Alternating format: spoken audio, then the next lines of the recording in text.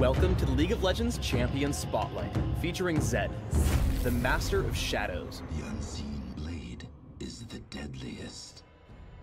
Zed is a melee assassin. He relies on sending out living shadows that mimic his basic abilities, allow him to reposition mid-fight, and quickly strike down his foes. When expertly played, Zed can kill his opponents before they even know it hit them. Zed's passive is Contempt for the Weak.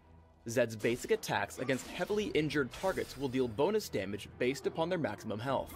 While this passive has no cooldown, it can only strike an individual target once every few seconds. Razor Shuriken fires out from Zed and any of his shadows, damaging every enemy they pass through, but dealing reduced damage to enemies beyond the first. Enemies can be hit by multiple Razor Shurikens and will take damage from each one, but the extra hits won't deal as much damage as the first. When laning, I recommend taking Razor Shuriken at level 1 and maxing it first for consistent ranged damage output. If jungling, grab it at level 2 and max it by level 13. Living Shadow remains in place for a few seconds, mimicking all of Zed's abilities. Hitting an opponent with both a regular and mimicked ability will refund some energy back to Zed. Zed may also reactivate Living Shadow to swap places with it. Additionally, Living Shadow passively grants Zed bonus attack damage. I recommend grabbing a point in Living Shadow early, but maxing it last in favor of Zed's damaging abilities. Shadow Slash damages nearby enemies, and reduces Living Shadow's cooldown for each enemy hit. Enemies hit by a mimicked Shadow Slash will be slowed. The slow is increased if the enemy is hit by Zed's Shadow Slash as well. When jungling, I recommend taking Shadow Slash at level 1 and maxing it immediately. In lane, try taking it at level 2 or 3 and maxing it by level 13. Deathmark is Zed's ultimate. When cast, Zed dashes to target enemy champion, dealing damage, marking it, and spawning a living shadow behind it. After a few seconds, the Deathmark will trigger, damaging Zed's target based on how much damage Zed dealt to it while the mark was active. Like with Living Shadow, Zed may reactivate Deathmark to swap places. As with all ultimates, I recommend taking Deathmark whenever available.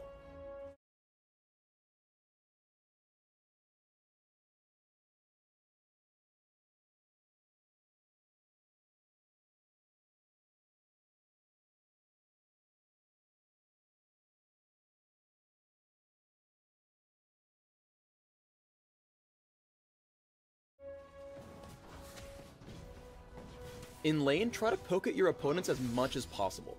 Even though Elise is underneath her turret, Living Shadow into Razor Shuriken allows Zed to deal some damage without fear of counterattack.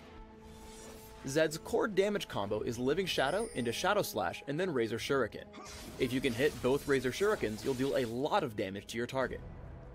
As your opponents get lower, reactivate Living Shadow to land a basic attack with Zed's passive, Contempt for the Weak.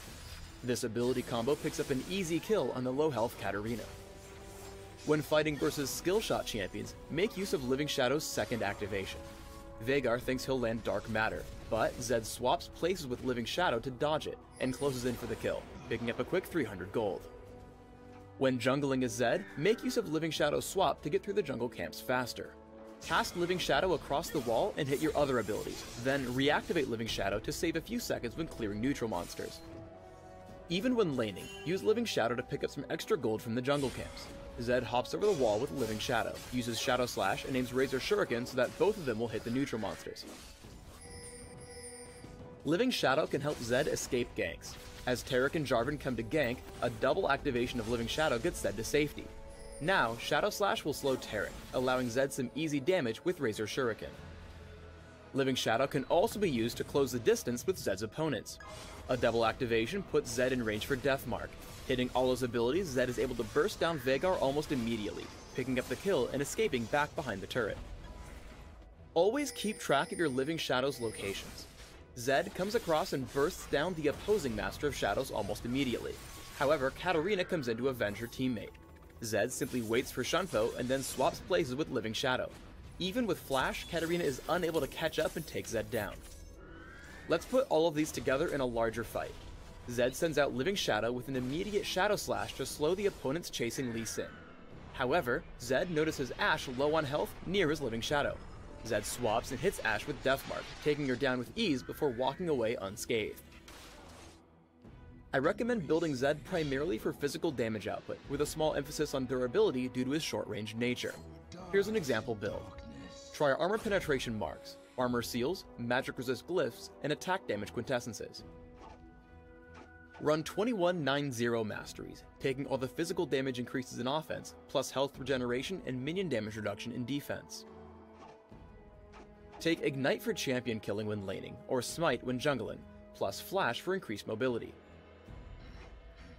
Open with Boots of Speed, Health Potions, and a Doran's Blade or Prospector's Blade. Rush Brutalizer, and take Mercury Treads or Ninja Tabby based upon your opponents.